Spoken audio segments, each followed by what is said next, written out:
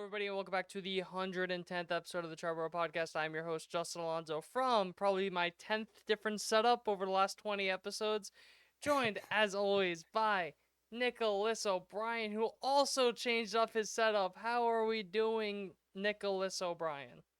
I'm doing good. This is like my second change, or like the only change ever. No, it is the second, because yes, it is, because I flipped when I was underneath my loft, but now I'm no longer under a loft. So you can now see my most prized possession, my David Wright signed jersey in the background.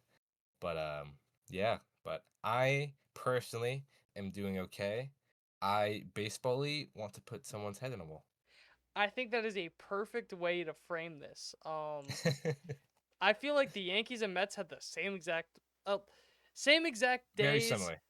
after 6 p.m. on Thursday. Yeah. Where, oh my god, Yeah. the trade deadline, Jesus Christ, Oh, so shit, good, oh, so shit. good, so good. And Ah, fuck, we still have to play baseball. yeah, baseball sucked. Baseball sucked, but Baseball sucked. we That gotta talk about it. trade deadline was crazy. Insane. The Twins traded away 40% of their 26-man roster. Yep. Um, Nobody will sign with the Minnesota Twins ever again. I mean, when is that sale going through? No idea. Maybe in the winter. I feel like that's the only shot they have to bring people back, is if ownership Yeah. changes. That is the only chance, but if for some reason a Twins fan is watching this, or maybe you just have like family in Minnesota, become I'm a Cubs so fan. sorry. Root for your best player that you traded. Honestly, I'm so sorry. I will say though, they did make out pretty well on some of those deals. Like the I Johan think so as Duran well. deal, I think was Solid. the fuck. Solid. It wasn't. The Correa deal is probably the worst one they've made. That was a pure salary dump. Yeah, which is disgusting. But... And that's a whole nother thing. Yep. But all things, because I'm also trying. What was I gonna say? The Johan Duran one, they got a lot in return. But then you look at Mason Miller. Holy, yeah. Like that's why everyone will be like, "Oh my God, AJ Preller is one of the best GMs of baseball." I mean, is he? No. AJ Preller is the most entertaining GM in baseball. He has traded how many top 100 prospects? How many top 5? How many top 10s? Not even that. Where's the World Series? Yeah. Where's getting to the World Series? Right. So it's like you had 2 good playoff runs and have nothing to show for it. 3, maybe. It's also a thing of like too that he reminds me a lot of Buccaneers Jameis Winston. 30-30. A lot of big plays, but what the fuck? Because no one's gonna talk about how much he got fleeced in the Juan Soto trade. Yeah, that ended up being. I mean, the Dylan Cease retrade helped, but like, I'm more so talking about with the Nationals. Oh, the Nationals? Yeah. Oh, I thought I meant to the Yankees. I mean, yeah, I guess. Just because the Nationals have how many franchise cornerstones now? Yeah.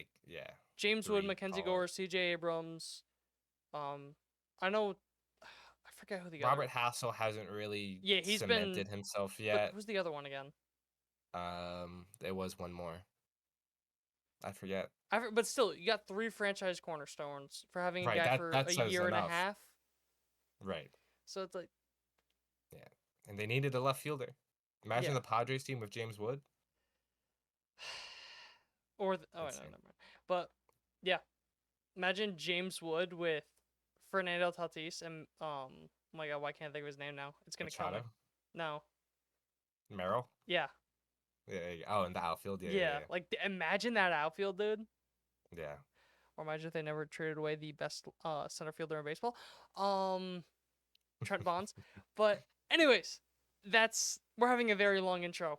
Yeah, we got a lot. Might as well get right into it. Right into the Queens. The Queens. The Queens. All right, we'll get right there.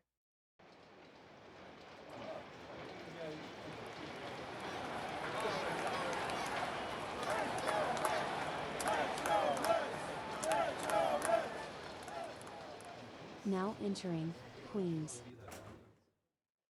Hello, everybody. Welcome back to Queens, and we're going to get right into it because we got a lot to talk about. Triboro MD, injury report, only one. Tyler McGill started throwing bullpens. Late August return, maybe September. All right, done. Trade Now here deadline, comes here we the go. CVS receipt. Yes, here we go. So we talked about Gregory Soto, but just as a recap, I'm going to go over all the trades they made. Gregory Soto for Cameron Foster and Wellington Arcerena. Talked about it last week. Go check it out if you want more of a thoughts. Solid return. Gregory Soto, it has been solid so far for the Mets. Good trade. Now, the first biggest trade the Mets made after Gregory Soto, right-handed pitcher Tyler Rogers for 3 players, those being Jose Butto, Drew Gilbert, and Blade Tidwell.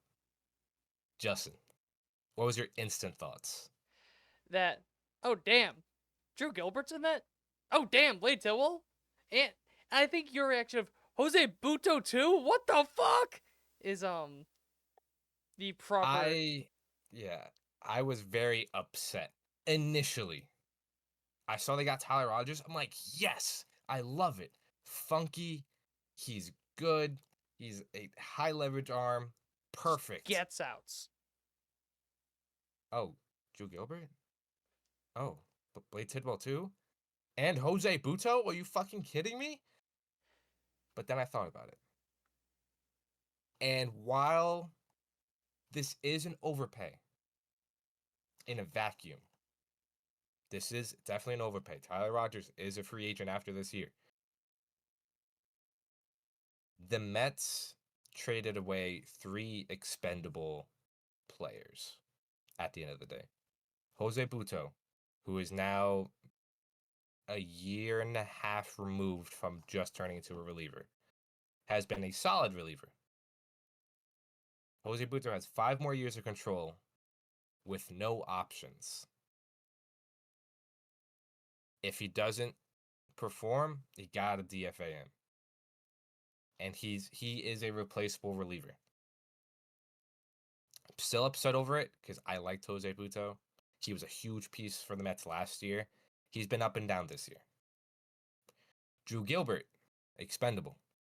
He had a path to center field with how badly Tyrone Taylor was playing, and they never gave him a shot. To be fair, he really just started getting hot in about June. And before that, it's been up and down. Obviously, he lost 2024 due to a hamstring strain. Don't mind me, there's something in my eye. You can do it. But the more and more he played, the likelier and likelier it got that he was going to play a corner spot rather than center field. And Justin, I'm not sure if you know this.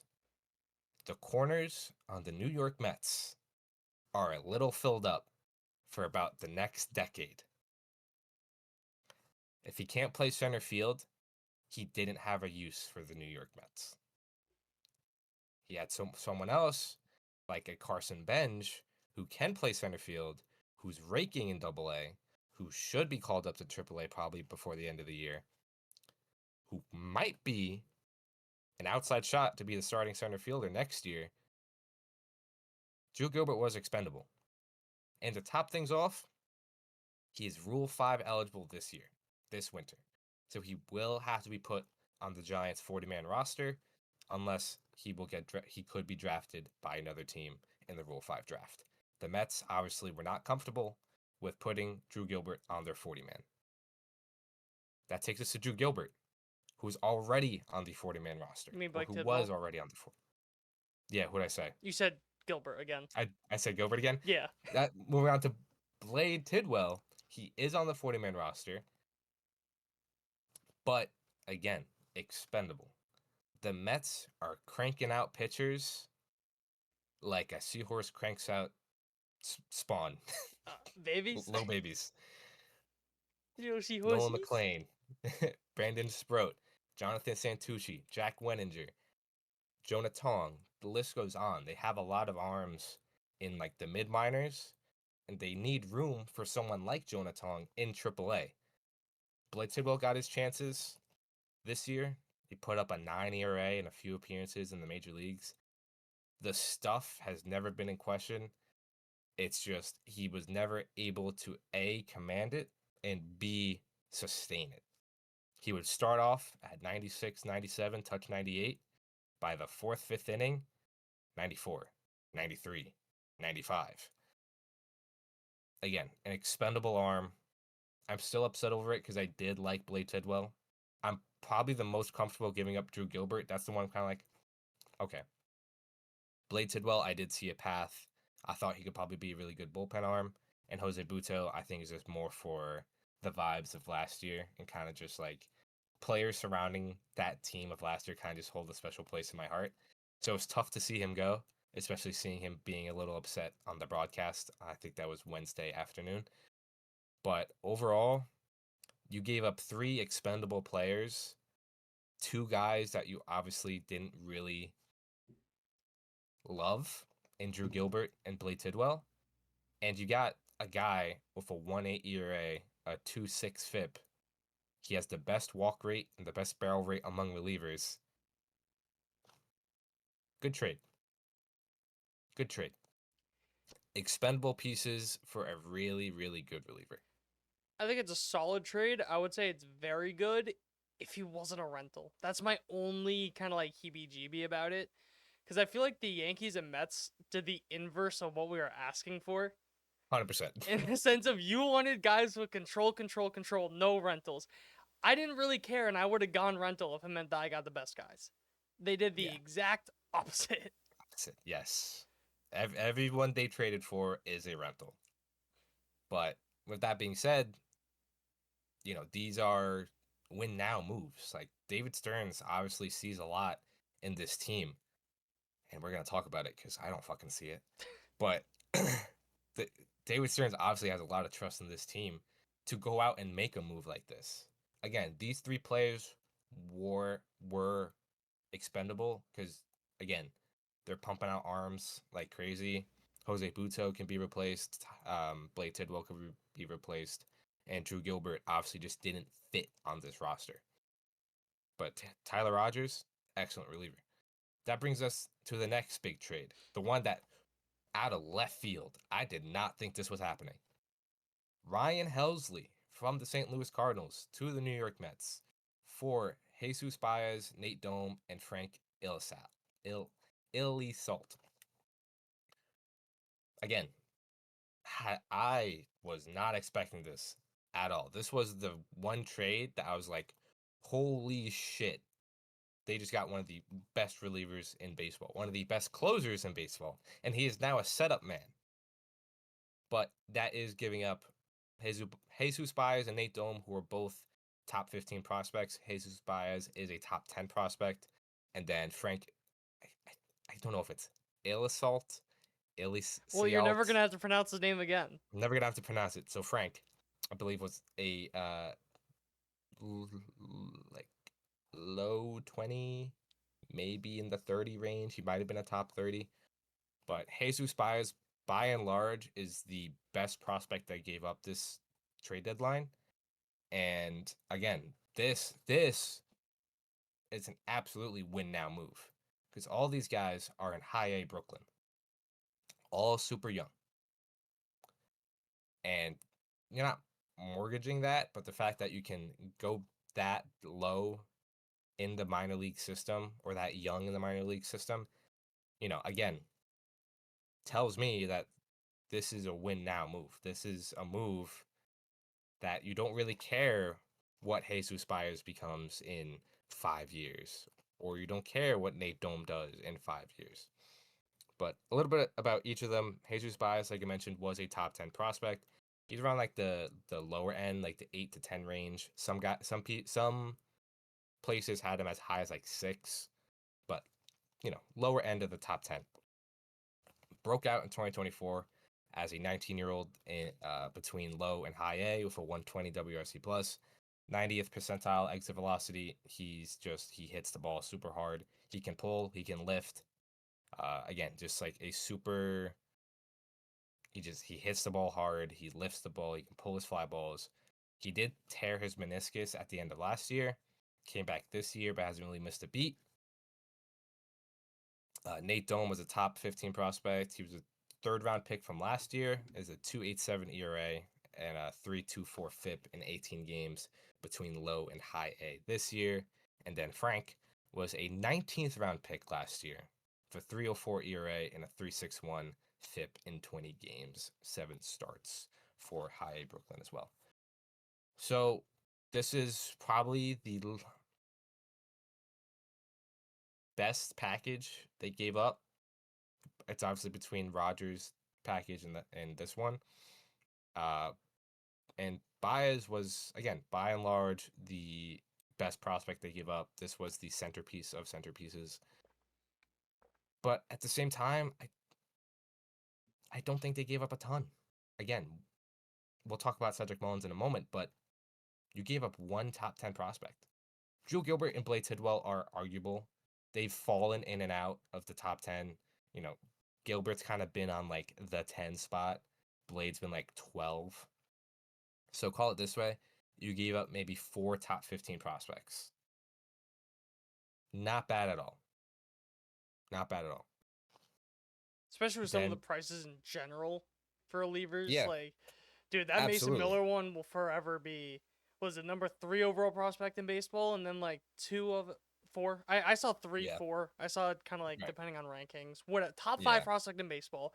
Yes. And then what, like 2 other guys in their top 10? One other guy in the top 10? Then like that's crazy. It was like their 4, the 8, the 15. Like, it was insane. I think Mason Miller's a stud, but for a reliever, I don't know. It will look better if he's a starter, obviously. If they start him out, if they stretch him out to be a starter. But AJ Preller is AJ Preller, so what the hell do I know? I don't think he knows what he... Yeah. So, Justin, thoughts on the Helsley trade? Love Helsley. Yeah, he's just... I didn't think the Mets were going to be in his market, and when I saw that he got traded away, because there was a lot of buzz the Yankees were going after him, like, I want him. I want the fireball righty. Yankees ended up getting a fireball righty, but Helsley was a guy that I definitely like a lot, and it just kind of sucks that you're only going to have him, he's only a rental, but... Yeah, for sure. And to your point, his first appearance with the Mets, 100, 102. See ya. Good morning, good afternoon, good night. Loved it. And then the last trade, because the White Sox are stupid, Cedric Mullins to the New York Mets for Raymond Gomez, Anthony Nunez, and Chandler Marsh.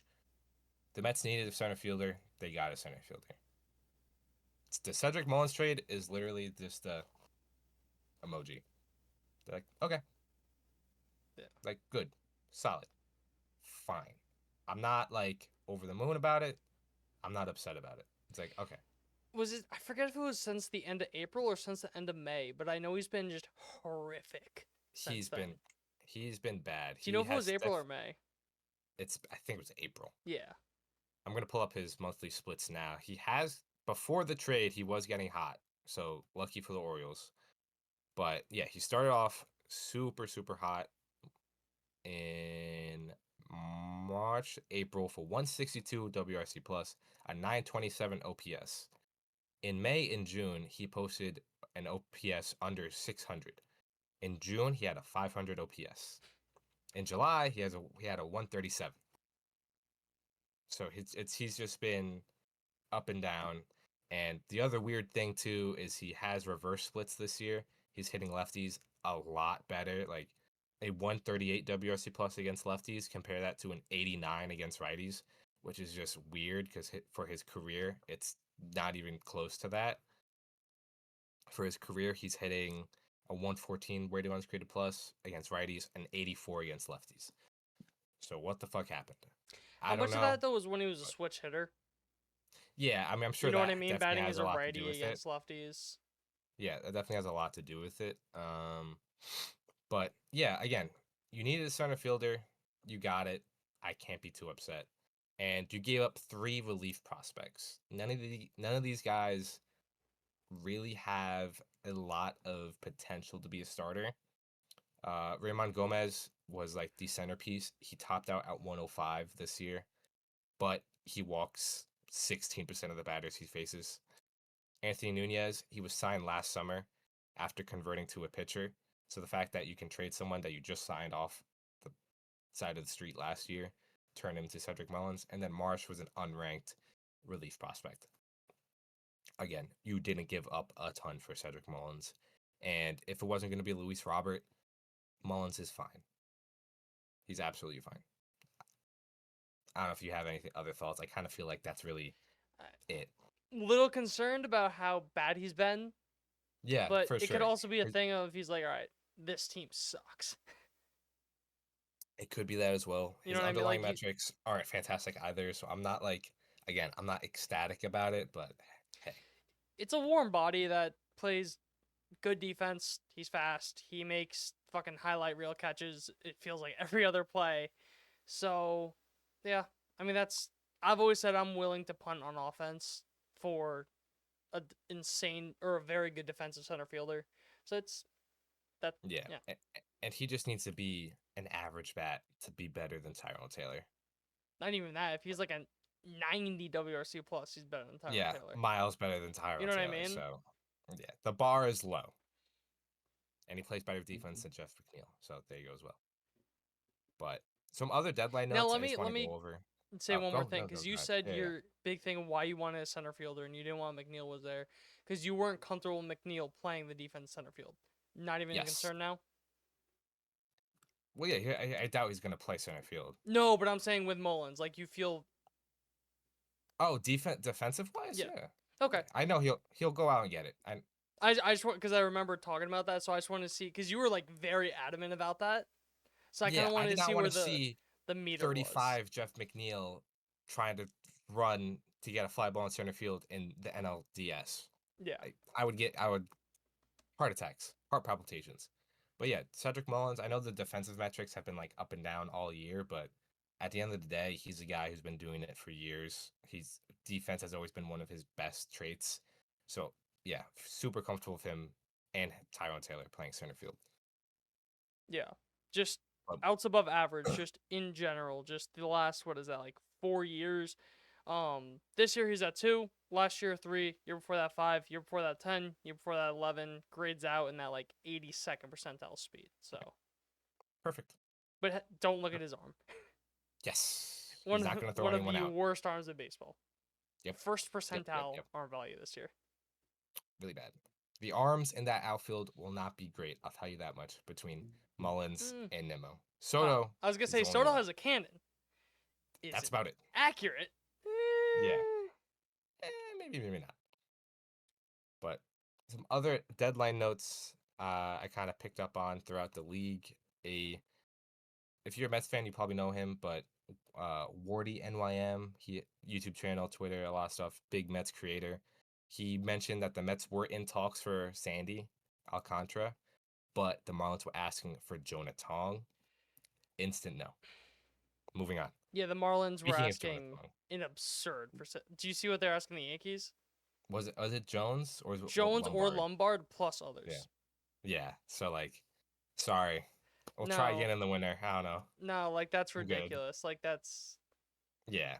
But Jonah Tong also was reportedly in the ask for Robert. So it went from Mark Vientos to 2 top 10 prospects to Jonah Tong. Okay, White Sox. Like, I still think it's stupid they didn't trade him. I would have liked Luis Robert. Obviously, we talked about the weeks leading up to it, but he just didn't get traded. that's like and me I don't get it. offering my wide receiver 4 for someone's running back 2, in fact, just straight up and just being like, yeah, And more. and more, yeah. But completely understand why they didn't do those moves. And then at the end, to wrap it up, Mets did not trade for a starter. Before I talk about it, Justin, what were your thoughts on that? I thought they would get kind of like a back end one. I didn't think that there would be anything crazy. I thought they would kind of just want a warm body for depth just because of how up and down / injury ridden the rotation's been. So, yeah, I was a little bit shocked about that, honestly, that they didn't get one. Because I thought it would just be a body. I didn't think it would be whoever you want. I didn't think it would be a Dylan Cease, but I thought it would kind of be more on a. I'm trying to think of a starter Like move. Charlie Morton. Yeah, maybe a little bit better than Morton, but kind of Yeah, like that ballpark. yeah, for sure. I went into this thinking like I don't think they're gonna trade for a starter. I never thought they would, but the way they were moving, like after Helsley, I was like my head inflated. I'm like, oh my god, they're fucking going for it. So I thought that made me start thinking, okay, maybe they want to trade for a starter, or like they just want to kind of go all in a way. But at the end of the day, no starter got moved. Charlie Morton, Shane Bieber, who's rehabbing, Merrill Merrill Kelly. Kelly, who's the best starter that got moved. Am I forgetting anyone? I want to say no. Let me. Oh, no, it's yeah. Let me know if I'm forgetting anyone, but Yeah, I'll do it right now. yeah, those guys. And if Mel Kelly's the best that got moved, I like Merrill Kelly. But again, he's like that mid rotation guy. And my bar was kind of he has to be better than Peterson. Like he has to be starting game 3 in a playoff series. And honestly, between him and Peterson, it's a toss up. So honestly, I'm okay with not getting a starter. And I think what the Rangers gave up was like a decent haul for Merrill Kelly, who is also a rental. Dustin May. Oh, well, yeah, but he sucks. Yeah, but Yeah. But yeah, just to further the point, like no starters got moved. Zach Zach Gallen didn't get Littell. traded. Oh, that's right. He probably would have been nice. I probably would have been okay with that. I'm just looking down the list, so But Zach Gallen didn't get traded. Dylan Cease didn't get traded. Sandy didn't get traded. Edward Cabrera didn't get traded. I don't know who else I'm missing, but there Mackenzie just wasn't Gore. a lot. His name came up Mackenzie, yeah, around. he was I kind didn't buy of that for a tossed second, around. but Neither did I, but he didn't get traded. Like did Adrian Hauser get traded? I think he did. Okay. I But want yeah, to Joe say Ryan didn't get Rays. traded. I can look it up I right now. think you're right. That does sound right. Oh, Taj Bradley was also traded, Yeah, but he Adrian was traded for Hauser. Griffin Jacks. Yeah. So the Mets weren't giving up anything But Griffin still, you're Jacks getting to the adjacent. point where you're scraping the bottom of the barrel. Right. I was a little shocked Taj Bradley did get traded, Me but too. I feel like it's just out of nowhere, but Yeah.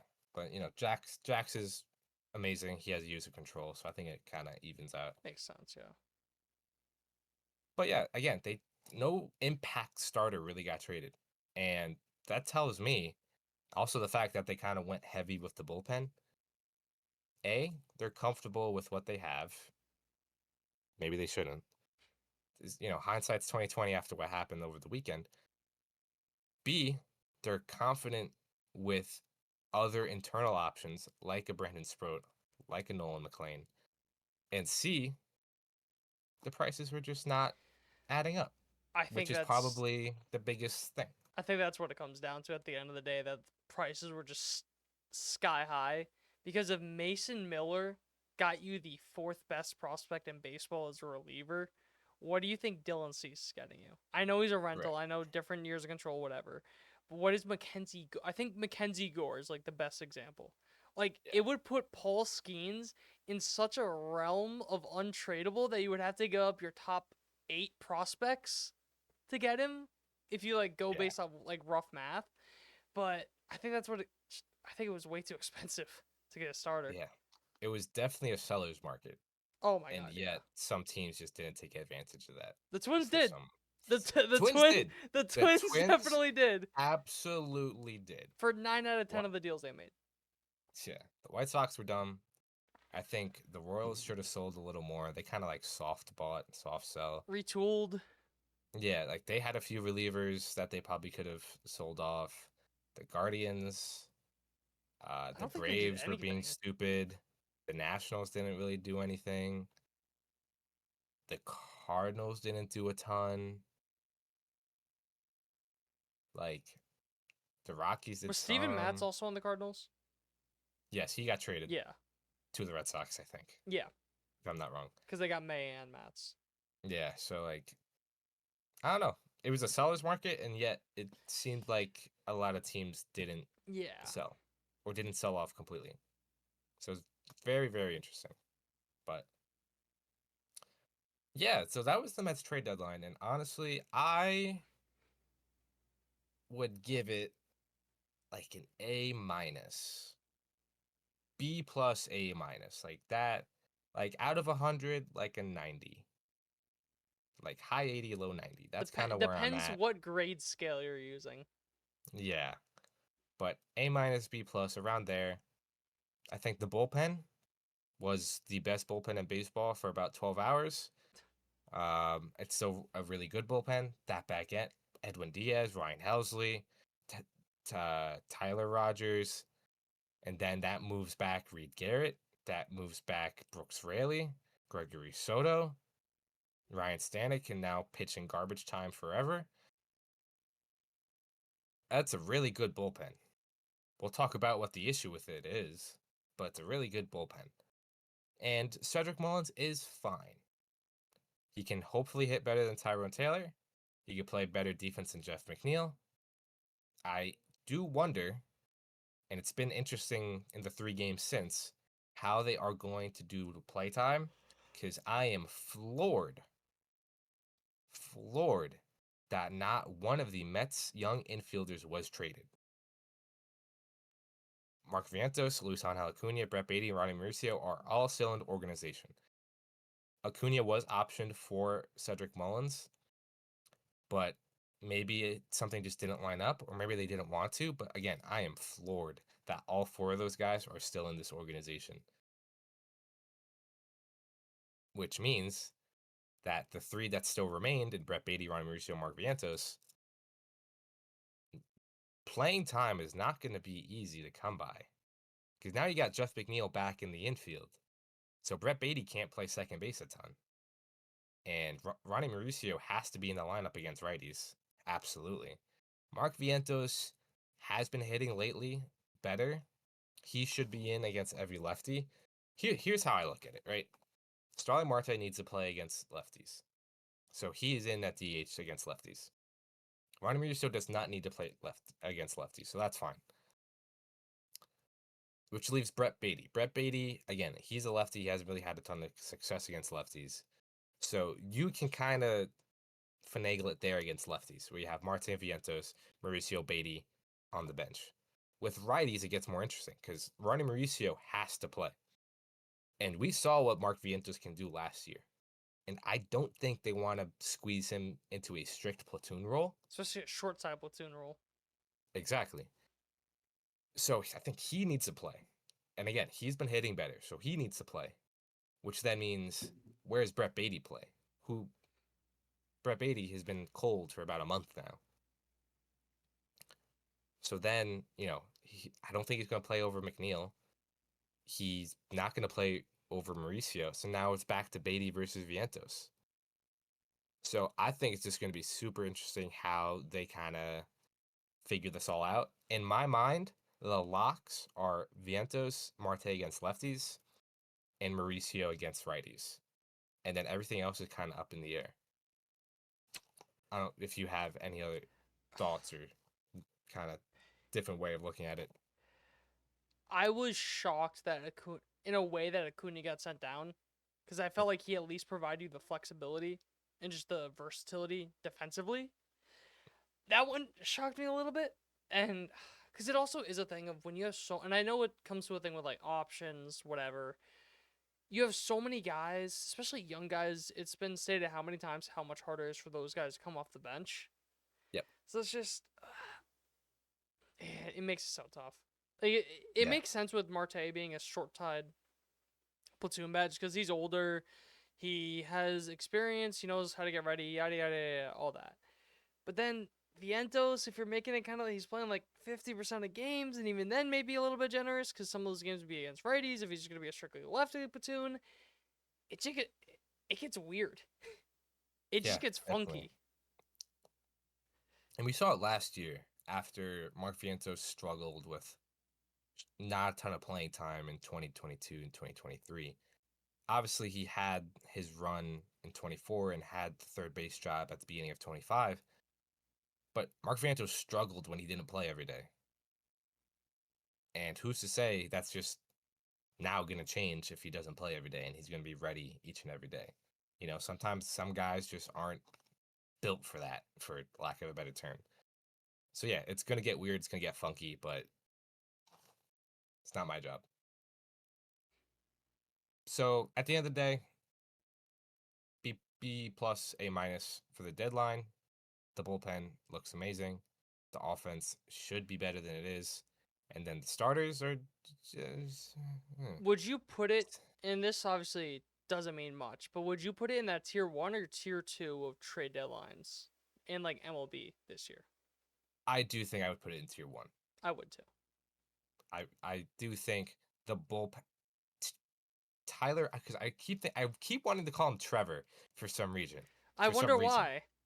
But Tyler Rogers and Ryan Helsley, if you just made those two moves, I think that's still a really, really, really good deadline. That's probably bumps you down to a tier 2, maybe. But that's still huge. Like, this bullpen, by and far, is a really good bullpen and probably the best in your division. The back end of the Phillies with Johan Duran, unfortunately, is probably better. But as a group, as a unit, I think this Mets bullpen is the best in the division I would probably and one of the best in the National League. I'd probably give it to the Mets just because, and again, obviously we're talking regular season, but postseason Alvarado's not going to be eligible Yeah, because of the steroids. Yeah, fatty. it's just crazy that the Padres had the best bullpen ERA in baseball and then got maybe the best Mason reliever in Miller. all of baseball. So Yeah, what the fuck? But yeah, still one of the best deadlines and probably one of the most entertaining deadlines of recent memory for the Mets. Because last year was kind of just like Jesse Winker, Ryan Stanek, Phil Maton. But now it's fucking Ryan Helsley and Tyler Rogers. So, any closing thoughts on the trade deadline before we talk about the godforsaken game of baseball? I am so happy the trade deadline's over, dude. The Yes. amount of refreshing Twitter, the amount of just scrolling it, just I'm so looking at rumors. I am so happy that this shit is over with. I hate it every year. I I hate it. I'm so happy it's over. My girlfriend will agree with you. On Thursday, I was just locked into my phone, just refresh, refresh, refresh, refresh, refresh, Mine will refresh, agree with you too. refresh. But moving on from the trade deadline, because, oh yeah, the Mets played games this week. They went 1-5. They played some of the worst baseball I've watched in recent memory. They were completely non-competitive against the Padres. They were embarrassed against the Giants. I really don't even want to talk about the games in general because something stinks. I don't know what it is, but what's that smell? Because the vibes in New York in general, Well, something is on the off. other side, I think we know what's the issue, but Yeah, I think you have a better idea. But for the Mets, just like I am not having fun as a fan watching them play. And I do think it's also partly because of how, magical and spectacular last year was. Like, again, nothing will ever come close to that. But it's just like, this is not a fun baseball team. And it hasn't been for about 2 months. You look confused. no. Do we Did you have see breaking the news? Kenta Maeda news? No. The Yankees signed him to a minor league contract. Hmm. I just sorry. Sure. No, yeah, No, you're good. Yeah. weird, but okay. Yeah, but I don't know. Something just like I really can't put it into words. It's just like you watch this team and it's just like it's not fun. And it doesn't feel fun. And even when they win, it's kind of like thank God. And when they lose, it's like, all right.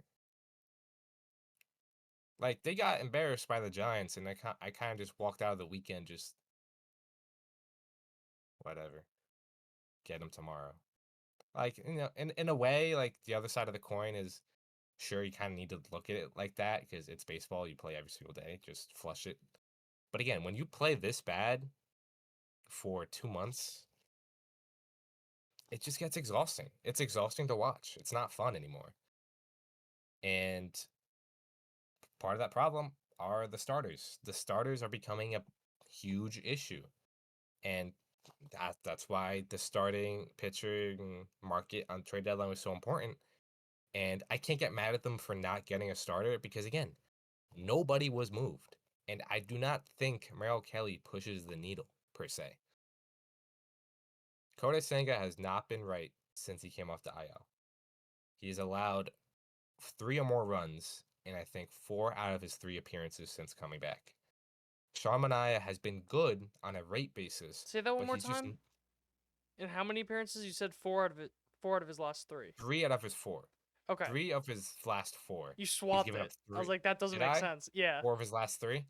That's I was like, say that again, but 3 of his last 4, 3 or more runs.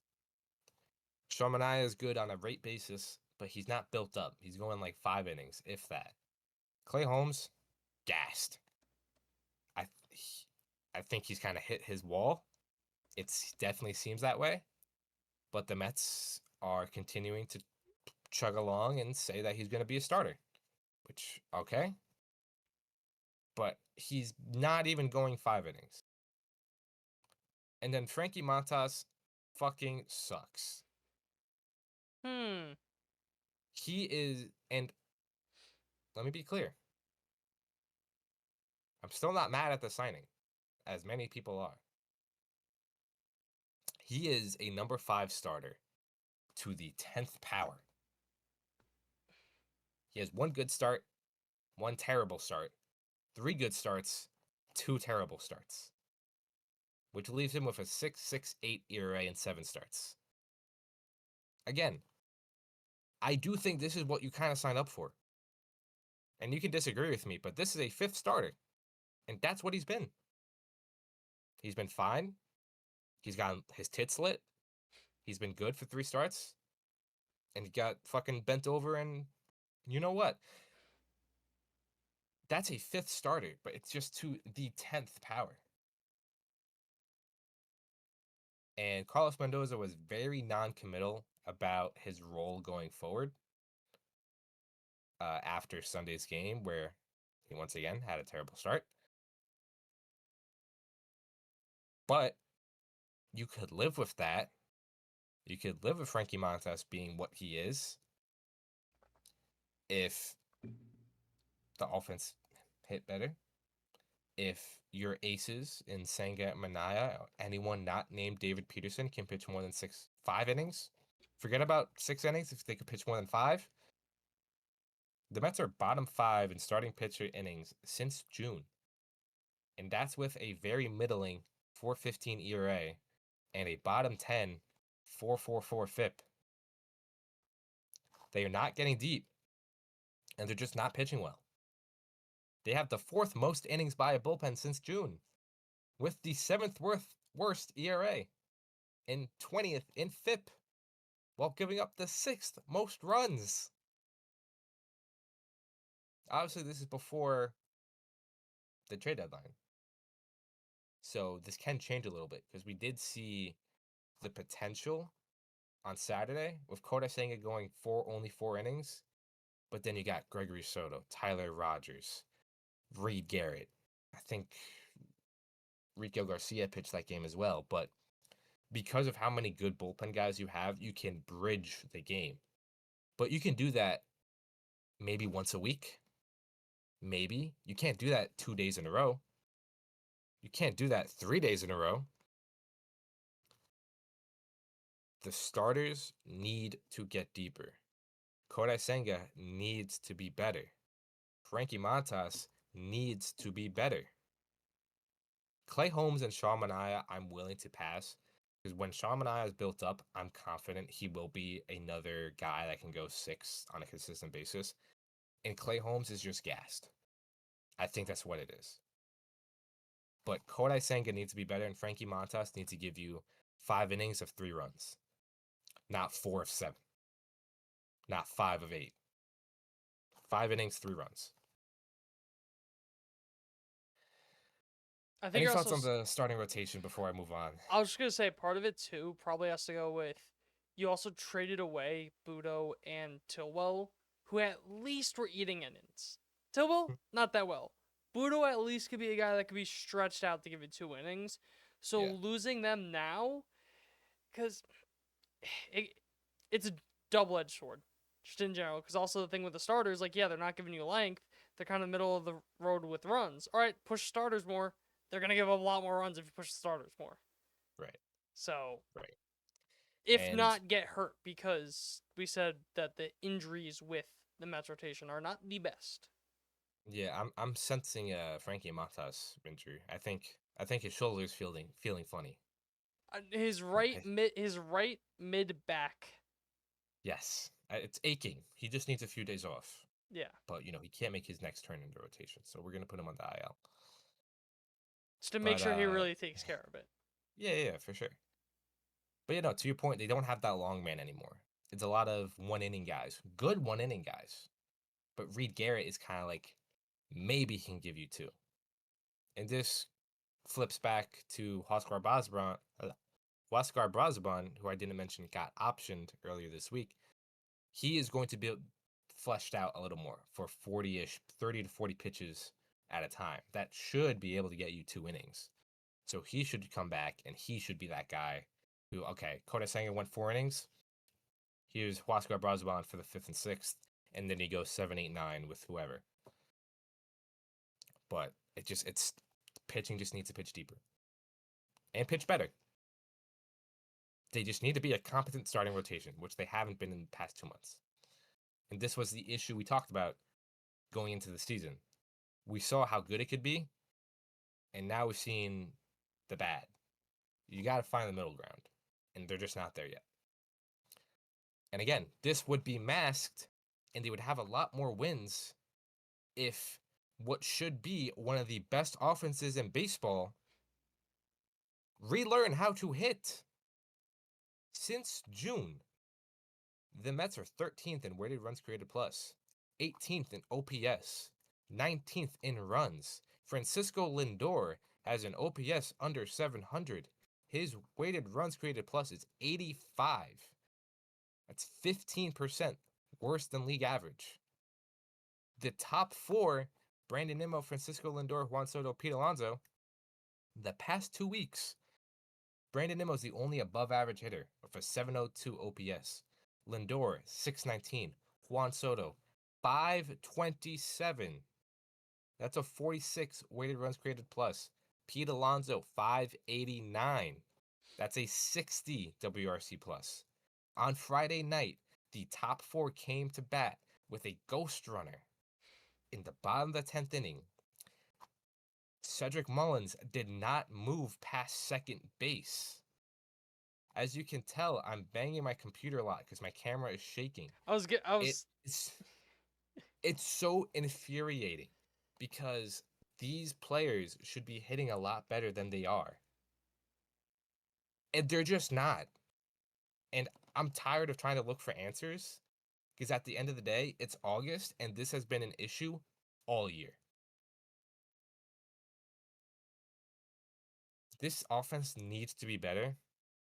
And for once this season, needs to carry the team. Just for a week, maybe 2 weeks. This team has been so streaky. So streaky. From overall play down to the players. Pete Alonso was on his way to making himself a lot of money. He's now hitting 260, about an 850 OPS, which is what he's done in the past couple years.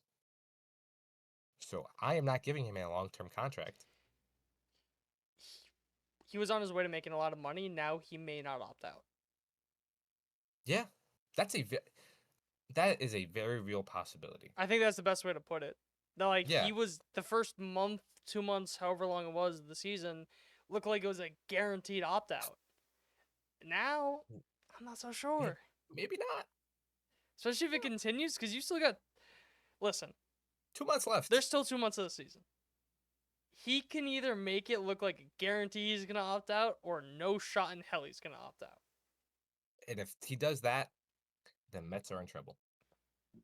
Because it was also a thing of too that we talked about because it's 2 years, right? 1-1. Yeah.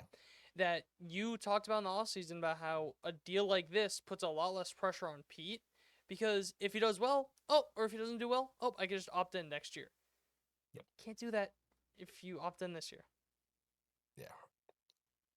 So again, I bring it back to what I said starting after the trade deadline. It's just something stinks. I don't know what it is. This team is painfully average. They are 500 since June. 27-27 since June.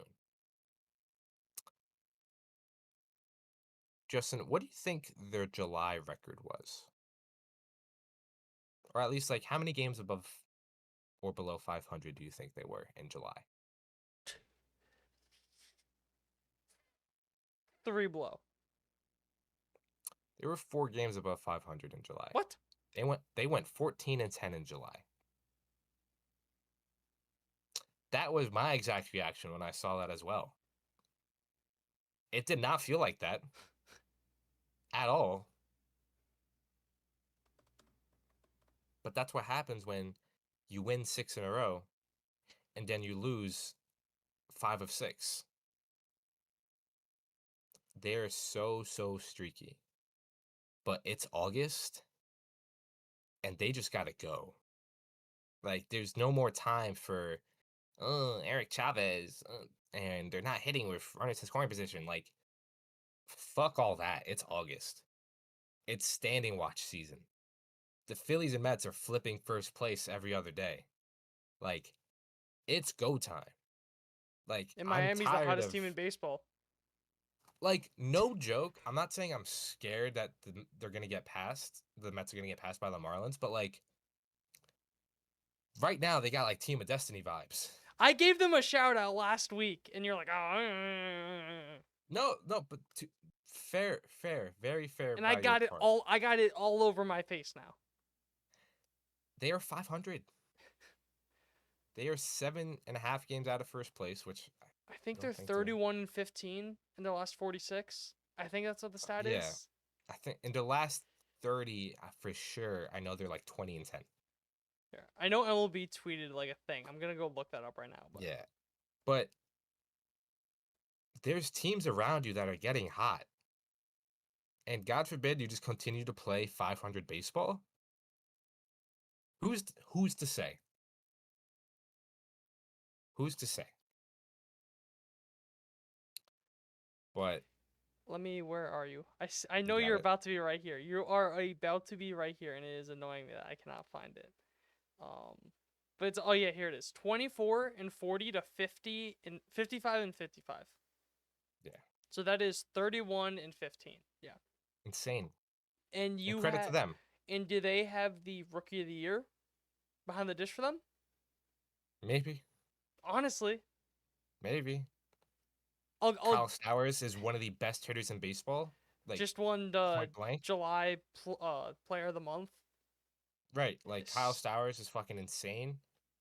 You know, Edward Cabrera, real solid. If Sandy can turn it on, hasn't he been pitching better too? Like last couple starts, Cabrera, Sandy. Sandy, I think so. Correct me Yuri if I'm. Perez is fucking fantastic. Couple of guys in that bullpen too. Yeah, they got some solid bullpen pieces. Fauché, Ronnie Henriquez, Anthony Bender. Like, who's to say? But again, it's just like something just feels wrong with this team. Something just feels off. And again, I'm just like, I'm not having fun watching them. It's exhausting to watch them. I think part of it is more so just where the Mets. Because what is this? They've lost 5 of 6. 5 of 6 against really good teams. But even then, before then, they played But the they swept the Reds. Giants last weekend. Well, I was going back to the And Royals. then they fucking. Oh Yeah, wait, go the ahead, go Giants ahead. series is kind of. Never mind, it's pancaked in there. Because I was gonna say before that you had the Angels series, so what? But you lost series to the Reds. Won the series against Royals, but you kind of lost that last game in kind of like that sucky fashion. It's Yeah, kind of kind of like just like, thing of, and that was before the. So since the All Star game, lost 2 out of 3 to the Reds. Swept the Angels, swept the Giants, got swept against Padres, lost 2 out of 3 against Giants. So I think it's more so of a thing of you look at since the All-Star break that the 6-game win streak feels like it was so damn long ago. Yeah. Yeah, it does. And it's just like, at the end of the day, I do think it still just comes back to the offense. Because, like, you can score 5 runs a game, right? 6 runs a game. And if Clay Holmes gives you 5 innings and 3 runs, the next guy out of that bullpen isn't going to be Ryan Stanek, who gives up 4. I've been saying this for months. I've been pounding the table with this for months. It comes back to the offense because now Carlos Mendoza is in a tight spot because, like, all right, it's a 2-run game, but the at-bats have been really bad. I don't want to use Reed Garrett. All right, here's Ryan Stanek. Then Ryan Stanek fucking blows up. And all right, now it's 5-0. And it's like, oh, the pitching. Like, no. If this offense could hit like they're supposed to, then it's a close game. You're using your better relievers, and then you go from there. So, again, I'm not here to give you answers. I'm not here to say things are going to get better. I would like to believe so. But this just might be who the Mets are. Just, you win 6, you lose 5. You win 4, you lose 3. So on and so forth. It's so frustrating and exhausting to watch. But it's August, and now's the time just to, for lack of a better term, lock in. Win the division for the first time in 10 years. How about that? So Let's try that. one thing I'm gonna say, and I think saves overall are kind of like RBIs in the sense of I'm not gonna knock a guy if he doesn't have them, but it's good Yeah. if he does. I think we kind of like agree on that. Edwin sure. Diaz has a 2.72 ERA plus. Absurd. He has 23 saves. He is pitching phenomenal. He also has 43 innings, which is probably right around where you kind of want him to be. But I think at the end of the day, if he's not getting put in a safe situation, what does it matter if you have such a good bullpen? Exactly. You know what? I completely forgot to mention that. Like, yes, you upgraded the bullpen. That's fantastic. You're not gonna fucking use it if you don't have a lead. Because like at least in other sports, your defensive players can score for you. Right. Baseball, they quite literally cannot. You can't do anything. Ryan Helsley is not grabbing a bat. The best thing that your pitchers can do is not let anything happen. Yeah. That is the best thing a pitcher. That is the beauty and the sucky part about baseball, that your pitchers can only prevent runs. They cannot score runs. So it does not matter if you have the best bullpen in baseball. If they all have 2 ERAs, guess what? They're still giving up 2 runs every 9 innings. And if your offense doesn't hit anything, you're going to lose a bunch of games 2-0, 1-0, 3-2. Exactly. Exactly. Like, this trade deadline does not matter if this offense, for once in their season lives, pick it up and hit. So that's all I have. So we'll quickly look ahead. Starting tonight on Monday, got 3 against Cleveland Guardians at home. You get a day off on Thursday, and then you get 3 against Milwaukee in Milwaukee. You will miss Jacob Mizorowski. He was put on the 15-day IL earlier this week. And yeah, hit. Let Carlos Mendoza use the bullpen that David Stearns just built. And you pitchers gotta be pitcher. Gotta be pitcher. Gotta be better. And I better see one of Brandon Sproat or Nolan McLean by the end of the month. Because if not, if I have to keep watching Frankie Montas, if he's not, if I don't see a shoulder impingement for Frankie Montas in the next couple of days, I'm gonna be very upset.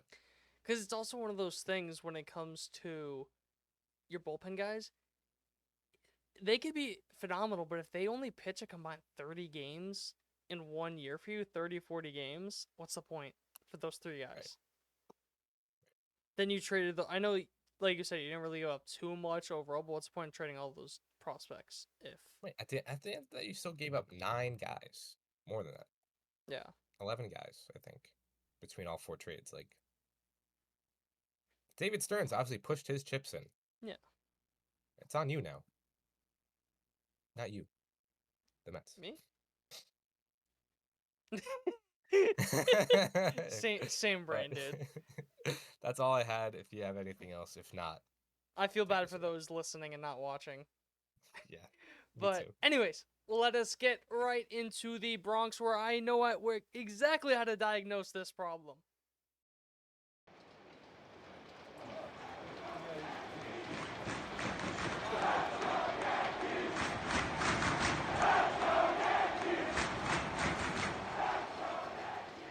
Now entering the Bronx. Hello, everybody, and welcome back into the Bronx. So, before anything, our injury update brought to you by the Triboro MD. I'm going to try and go by this as quickly as I possibly can.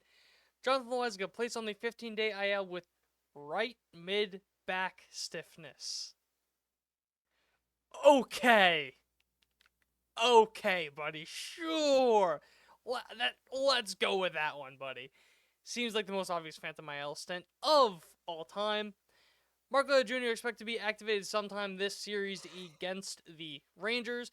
Aaron Judge should also be activated either Tuesday or Wednesday. Remember that he's going to be DHing for the first 2 weeks, maybe longer. If I had to put money down, I'd probably say longer just because I think they're going to slow play it. But he's most likely going to be a DH for the entirety. You're not going to see him play the field probably until September, if we do see him play the field at all. Fernando Cruz threw for the mound on August 1st, said he felt really good. He's expected sometime back later this month, early September, something like that. Then a couple more roster moves before we get into the big trades that everyone wants to talk down. JC Escarra was sent down to AAA. I was kind of shocked he did not get moved at the trade deadline. But he did not. Good to have him in AAA. Good depth. Sure. Also, Peraza got traded for a literal bag of chips that at least the Angels gave you a pay for the ship. Mhm. Goodbye. It was not a good run. I wish you the best. Now, the shocking roster move to me. I don't know about you. Marcus Stroman DFA'd because they had an option of either sending down Cam Schlittler or cutting Marcus Stroman, and they cut Marcus Stroman. I did not expect that one bit. I thought they'd just be like, all right, Stroman's pitch solid as a late. We're going to send Schlittler down. We love the stuff, love this, yada, yada, yada. This is the first time I feel like in the last 20,000 years that I've seen the Yankees take the shot on the young guy over the veteran pitcher. And I absolutely love that they see this because I will get into Cam Schlittler's outing later against the Marlins because I think he pitched a lot better than his line showed. But yeah, goodbye. Disaster of a contract. Don't want to think about that again. Then the trade deadline. So everyone knows that on Friday they traded for Ryan McMahon. Then on Saturday they traded for Ahmed Rosario. And then on Monday they traded for Austin Slater. Very weird trade overall. They traded away their 18th ranked prospect Greg Zeal, an arm in single A or high A. One of the best pinch hitters in baseball, if not the best pinch hitter. He has the best WAR of pinch hitter since 2016. He has the 4th highest WRC plus at 147. And he absolutely just shits on lefties. 128 WRC plus against lefties. Sucks against righties with 41 WRC plus against righties. But this is his job. He is a pure platoon bat with Dominguez / Grisham, whichever one you want to say on left field. Perfect. Honestly, if you're not going to let Dominguez develop against left-handed pitchers, do not play him against lefties. Get a platoon guy out. Don't play Grisham. Don't play someone that's not good against lefties, because you look at the other guys. Stanton has to be in the lineup against lefties. Cody Bellinger has to be up in the lineup against lefties. If Aaron Judge is healthy, he just has to be in the lineup, so it doesn't matter. So you consider DH and 3 outfield spots. That's 3 spots locked up. So platoon of Grisham / Dominguez against lefties isn't doing much for me. So I love where they just got Slater, put him there. Good postseason numbers. Love the move. Came on. This is the same team who had a pinch hit Jose Trevino in the 9th inning of the World Series last year. So a lot of progress. I love what they've done with the bench overall. I'll get more into that soon. But then they didn't really do anything on Tuesday or Wednesday. Then came Thursday, the trade deadline. So my day was wild. So I worked at the Yankee summer camps, for those that don't know. And we were outside. It just started downpouring. We got everyone inside. All that, we were fine. Kids are throwing up. Kids are fighting. Oh, God. Keep in mind, I'm also the primary health and safety person. So I'm taking care of You gotta deal all with of all this that. as checkouts happening, which is my primary thing. Well, also the trade deadline's going on. They traded What's more for important, David. Justin? I know. Traded for David Bednar. They gave up Rafael Flores, their number 8 overall prospect, catcher / first baseman Edlin Perez, and then outfielder Brian Sanchez. Love it. Love the move. Rafael Flores, I think, is a really good bat, but you also traded away 2 catchers / first baseman, where, okay, we don't need either of them. Yeah, exactly. Bednar has 1.5, because outside of Ahmed Rosario and Austin Slater, everyone that the Yankees acquired has multiple years of control. So, David Bednar, elite from 2021, 22, 23. Down year in 24. And then this year, at the beginning of the year, he was really bad, got sent down, looks like he's turned it around a lot. He's a fastball, curveball, splitter guy, heavy fastball. I think he would very much so benefit from the Carlos Rodon treatment of get that fastball to like 1/3 of the percent of the time, get the splitter to 1/3 of the percent of the time. And I think you have a very, very good pitcher, because his fastball has been crushed this year. Those are pretty hard. I think around like 97, 98 is kind of where he averages. But literally just throw more of that curveball, more of that splitter, and I think you have a very, very good reliever on your hands. Has reverse splits, so he is a lot better against lefties than he is righties, and he's 95th percentile, his strikeout percentage, at 32.5. The thing that I think this Yankees bullpen was missing the most was strikeouts and velocity. And you got a lot of strikeouts and a lot of velocity. Yes. So, big time. before That's I something we get- mentioned like a month ago or so. yeah, I feel like this entire Schlittler year. came in and it's like, oh yeah, he's thrown the most 90, I think it was like 97 even. Yeah. 97 and above pitches from a Yankees pitcher. So these moves, which obviously we'll keep talking about, from that perspective, excellent. What do you think of the Bednar move? You gave up fucking nothing. The Yankees gave up nothing this entire deadline. Absolutely nothing. Any team that did a trade with the New York Yankees should be ashamed of themselves, because you got nothing in return. I'll give the Nationals and the White Sox a pass, though, because it was half-year rentals for shortstop platoons. Yeah. Fair enough. But Bednar, Duvall, honestly, I forgot what you gave Jake up for Bird. Bird. Awful. The Pirates should be fucking embarrassed for what they got for David Bednar. I will say I do really like Rafael Flores. I think he's gonna be a really good hitter. But yeah, I agree. And it's also a thing of the Yankees are so elite at developing this catching depth, but they're so elite at developing elite framers. And how much more is that going to be valuable for? Right. And I think they traded 4 catchers this deadline, something like that. They traded a lot of catchers this deadline. Anyways, love the deal, David Bednar. Jake Bird was another interesting one. He was the next one that they made the move for. They traded away Rock Riggio, which, depending on which site you look at, will very much so differentiate where he's ranked.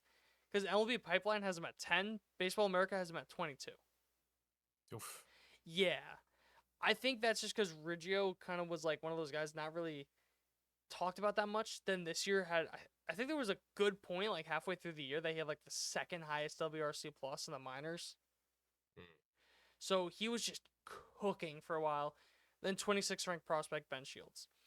Jake Bird has 3.5 years of control. He is a sweeper, sinker, curveball guy. Throws as a sweeper a lot more, and that's kind of like the reason he got traded for in the first place, just because the sweeper is so disgusting. He has a 5.27 ERA. Not good. You look at a lot more of the underlying numbers, that's kind of where you're seeing it. We're a 3.71 expected ERA, 3.64 FIP, 3.47 expected FIP, and you look at June 13th. That's kind of like the big day when it comes to Jake Bird. Before then, he had a 1.41 ERA. After that, 14.33. Some of the things that I've noticed with it, just looking at the numbers, he has a 44.3% left on base. Wow. All right. Yeah. That's I'll keep horrendous. up. Yeah. You ready for this next one? A 459 BABIP. Holy crap. Do you know what the average exit velocity is? 82. 87.7. Yeah. Which is a good bit That's above good. average. Yeah. It's, That's insane. yeah. The regression monster for good. The positive regression monster is really. I'm not worried. He's He coming. he gave up the grand slam against the Marlins. Then the next day he came out, sent the guys down 1-2-3, got 2 strikeouts. I'm not worried about Jake Bird. I think he'll be fine. Just And ideally, he's a back end guy. Or front end, back end. front end. whatever. I've always thought back end is your best guys. Fair enough. So in this case, front end. Like he's like the He's- guy that comes in when the starter can't get out of the fifth. Yeah. Or the sixth or whatever. Like That's that'd be fine. Yeah. He'll be fine. And it's also, I feel like he is the developmental guy out of this group, or like the Mhm. project guy out of this group, because he has great stuff. It also, weirdly enough, you look at his home road splits and he has like a 2.5 ERA in Coors Field, and then everywhere he's, else like, is like not good, awful. like horrible. Yeah. So the Yankees think they can fix it. We'll see. One that came out of left field was Jose Caballero. Well, technically, he came out of the third base side dugout because the Yankees were playing the Rays, and they traded for Jose Caballero from the Rays Oh, yeah. during the game, and they gave up Everson Pereira and player to be named later / cash. And I did do a little bit of research on player to be named later. It either is a list, or it's just there is no player that they agreed on, and they just have to negotiate that later. Right. Okay. It just Yeah. depends what's agreed on before. So I was half right. Yeah. And because I was looking into it, and it was saying that it's just kind of a way to get around deadlines.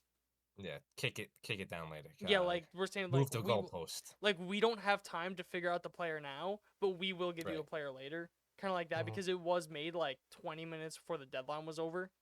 Yeah, that was So- pretty much a buzzer beater. Yeah, we will get into a buzzer beater in a second, but Caballero has 4.5 years of control. He is an elite defender, kind of wherever you put him. He has played 6 positions this year, the only ones not being first base, catcher, and pitcher.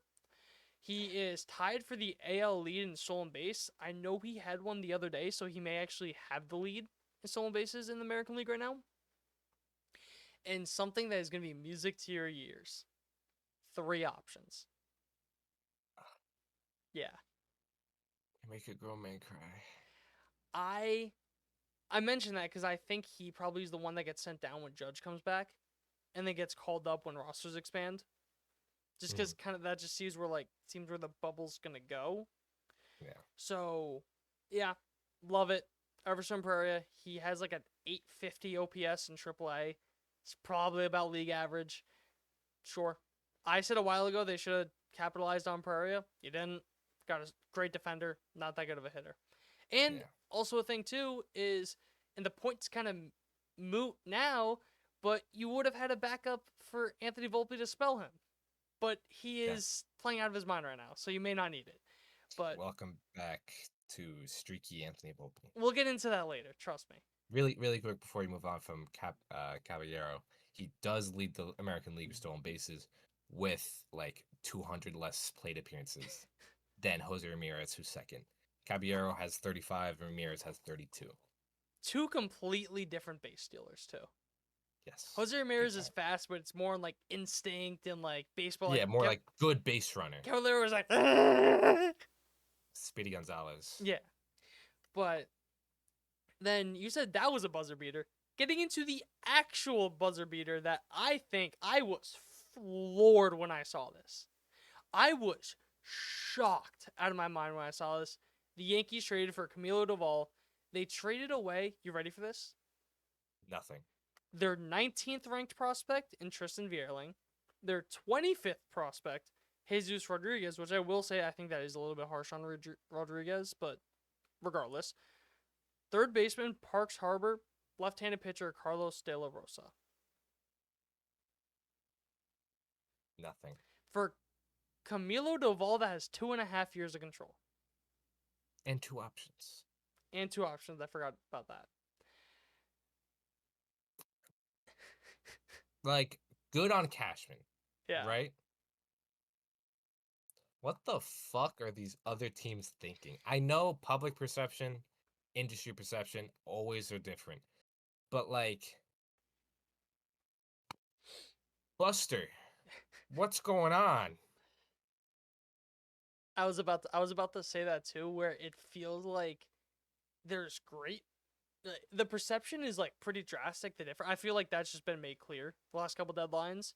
For sure. But then again, at the same time, it's like this much.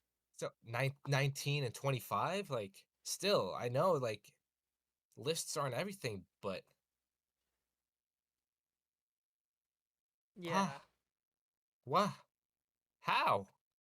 I But again, good on Cash. He had an excellent deadline. Excellent. Yeah, 2.5 years of control on Doval. He is a slider, cutter, sinker guy. Slider is disgusting. He's been getting pretty lucky with the cutter if you look at kind of like the underlying numbers.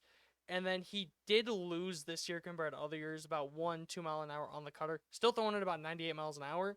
But it's kind of interesting. He kind of took a tick or two off. And from 2021, 2023, absolutely elite. Had a 4.88 ERA in 2024. Was also sent down at one point in that year. And kind of looks back to form. Because the ERA number is like kind of there, but he still does have the lowest K per 9 of his career at 9.57. So I don't know if it's a thing of it could just be he's become more of a ground ball pitcher because he's 89th percentile in ground ball rate this year. So it could just be kind of took a little bit away from the strikeouts, took a little bit off of his velocity. Now focusing on being more of a ground ball pitcher, which I don't hate, frankly. Just get outs and throw fast. That's all I care about. Yeah. But that's Camilo Doval. I was stunned when they traded for him. I know I said it like 5 times, but I just cannot believe that happened in the way that it happened. Yeah. For what? Nothing. Was given up as well. You gave, like the Mets, you gave up your number 8 prospect, and then like nothing else. Yeah, super expendable guys. I think again, both the Mets and Yankees had excellent deadlines. And I think a lot of the guys on the Yankees, not all of them, but I believe a lot of them were Rule 5 eligible. I forgot to check that before recording, but I do know a good amount of them were. Yeah. Pereira seems like a guy that would be like set for Rule 5. I think he already is on the 40-man. Oh, okay. Or was on the 40-man, I believe. Yeah. But yeah, just phenomenal. That's not even including how Ryan McMahon's been incredible for the Yankees so far. He's been nice. But before I get in, because I do think there's a very deep discussion that could be had on the bullpen. I did also want to mention that Carlos Carrasco did get traded for cash considerations. Completely forgot to mention that. Thank you. Yeah. I just wanted to mention that if he's not on the team anymore. But I love what they did with this bullpen because you don't have any similar looks at all.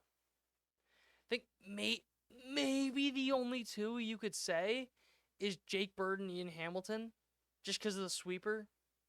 Because like Hamilton's kind of like a sweeper slider, whatever you want to call it. But you look at it, you have Devin Williams, who's a changeup four seam, and then Luke Weaver, who's a four seam changeup. I ordered them that way on purpose because Devin Williams a lot heavy on the changeup, and that gets a fastball to be good. Luke Weaver very heavy on the fastball. That's what gets the changeup to be good. Other pitchers. Then you got, and this is in no particular order. Kind of the rest, just throwing them out there. Camilo Doval, slider cutter. You have very good velocity on the cutter.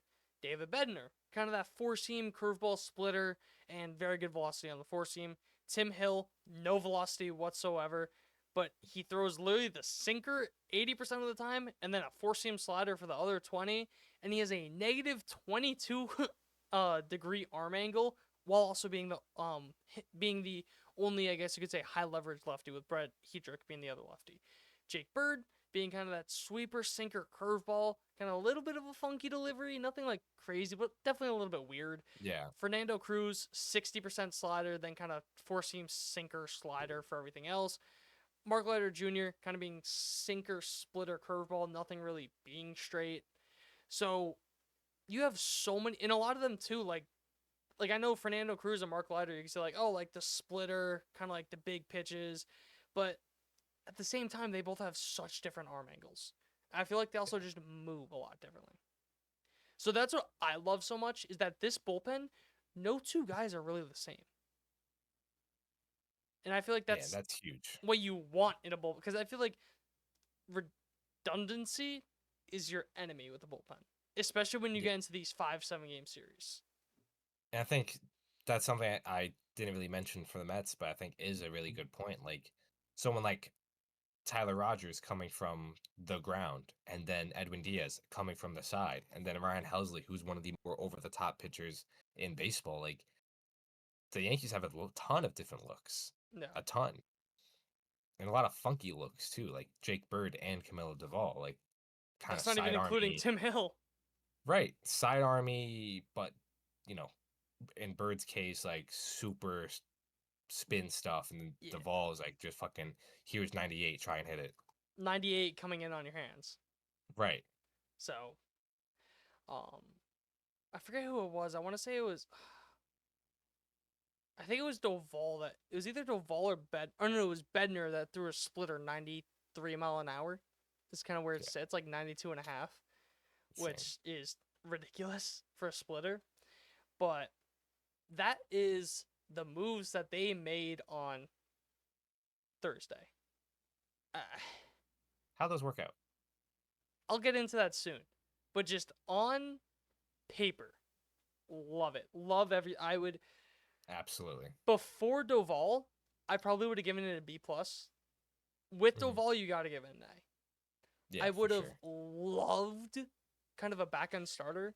I've said it before, I don't think they really needed a starter, but your depth kind of is a little bit gutted now, just because you don't have, because if Schlittler's going to be on the majors, you don't have Stroman, don't have Carrasco anymore. They just did sign Kenta Maeda. I mentioned that in Queens. Forgot if I mentioned they signed him to a minor league deal. He hasn't really been good in 6 years, 5-6 years, in a while now. But yeah, you don't really have that much depth, so that does concern me a little bit. But going into the games themselves, really quickly to wrap up the Rays series, the first game they lost. The last 3 games they won. Game 2 was just great Fried start. He went, I think, 6 2/3, 4 total runs, only 2 of them earned. Anthony Volpe has the most infuriating... This started the Thanos arc for Anthony Volpe, with everything being balanced. He makes an error early in the game that costs 2 runs, hits a game-tying hit, and then also scores the go-ahead run. He also had a home run in this game, too, the furthest of his career, I believe, by 30 feet. At 452 feet was the home run to not dead center, but right center. So dead center, a little bit oppo, his furthest home run of his career. Insane. Crazy. But then game 3 was just a shit show. It was nothing until the 7th inning, because Will Warren, great bounce back start, 1 run over 6 innings. I'm just gonna run through the rest of this game really quickly. This is in the 8th inning. Trent Grisham home run to tie it. Stan RBI to make it 2-1. And then the 9th inning, Josh Lau 2-run home run to make it 3-2 off Devin Williams. In the bottom of the 9th, off Pete Fairbanks, Anthony Volpe solo home run to make it 3-3. Top of the 10th inning, Jonathan Aranda sac fly, make it 4-3. Bellinger triple in the bottom half of the inning. And then with 1 out, they don't score Bellinger. And then in the bottom half of the 11th inning, walk-off single from Ryan McMahon that probably should have been a walk-off sac fly, but the outfielder just didn't bother catching it.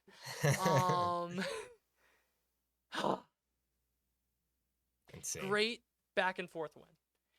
It felt like one of those games where all the momentum was on your side and you were just waiting for the Rays to not be perfect anymore. And then the last game, 7 runs in the first 3 innings. Mark Stroman's last start.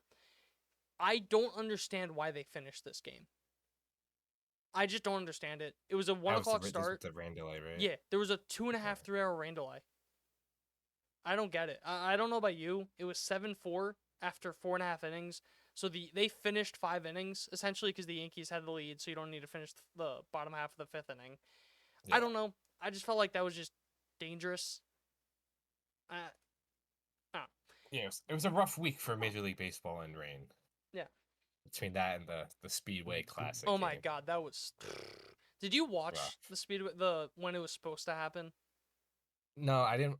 I was out like when it's supposed to started, but I got back home by the time it did start, so I got to watch like the rain play. The rain was bad. It was bad.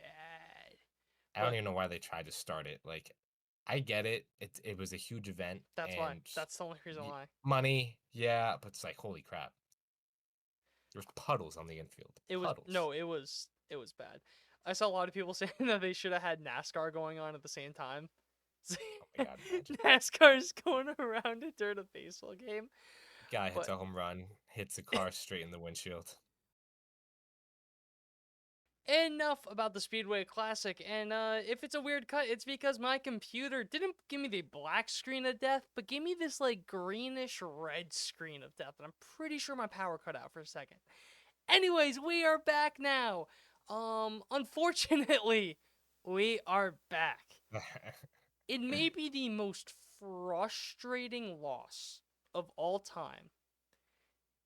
Game 5 against Miami, or Game 1. 13-12 loss. Carlos Rodon, I don't think pitched that bad. He's gonna have 4 runs charged against him. 2 of them were inherited. That Jonathan Loaiza just was like, you know what, you guys want to go home? Go home. Just too many long counts. Got pulled at 107 pitches. It was 9-4 going into the 7th inning. Jake Bird gives up the grand slam. David Bednar gives up 2 runs. Volpe home run to make it 10-10. McMahon single, Volpe double to make it 12-10 in the 9th inning. Enters Doval, ground out, single, walk, single and error by Jose Caballero, who is +5. I forget if it's outs above average or DRS in right field this year. One of the two. Good defender. Very good defender. And then with a runner on third base and 1 out, Agustin Ramirez hits a walk-off on a ball. I am not exaggerating when I say this. 1 foot.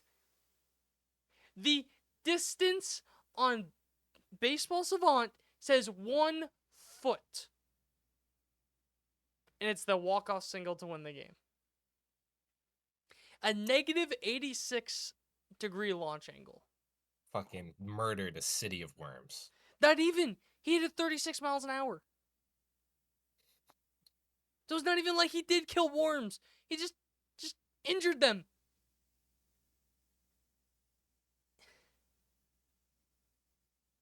Objectively, hilarious game. Oh, yeah. I know. Yeah. Like, take your fandom out of it. No, it is. Hilarious game. It's also a thing. Couldn't have drawn it up better. Like, you can't even get mad at anyone for that walk-off because what was Wells supposed to do? Not go for the ball a foot in front of him? And it was just, I forget I think it was Xavier Edwards on third, who was Yeah, fast he's as fast hell. as shit. Like, Yeah. he broke the second the ball was hit. There's no play that the Yankees could have made to get him. Yeah. It just sucks that that's the way you lose it. Yeah. And For sure. I think the more concerning thing to me is not that they lost this game, is that they came out the next game flat. After the 5th inning, they didn't have a single base runner in the game on Saturday. They lost the game 2-0. Cam Schlittler looked great. I said that would get to him. 5 innings pitched, 2 runs. Both runs were solo shots from Augustin Ramirez. I don't know if you saw this. And again, I am not exaggerating when I say this. Augustin Ramirez had a 1-of-1 home run. In the sense of Miami? That's possible. no, 1-of-1. Not 1 of 30, 1-of-1. Meaning no one in baseball history has hit that pitch out for a home run before as a right-handed hitter. What the fuck? On the second home run. I need to see this. Objectively, it was and he pulled it too. Objectively, it was a great pitch. It was a very good pitch. And somehow he hit that for a home run. Well, you look that up because when you see it, you're going to be like, oh my God. Yeah. It baffles me that was a home run. And the fact that he pulled it 400 plus feet too was ridiculous. So I'm not going to get on Cam Schlittler when that's a pitch that I think he should throw again. You throw that pitch 100 times, it's not being hit for a home run any other time. So it really is one of those things of got a little unlucky there. Love what I've seen from him. Still shocked that they decided to go with him over Marcus Stroman. We'll see. For sure, yeah. Go from there. But kind of the other big storyline from this game was Jazz getting out on the bases in just one of the weirdest situations ever where he was trying to bait out the throw.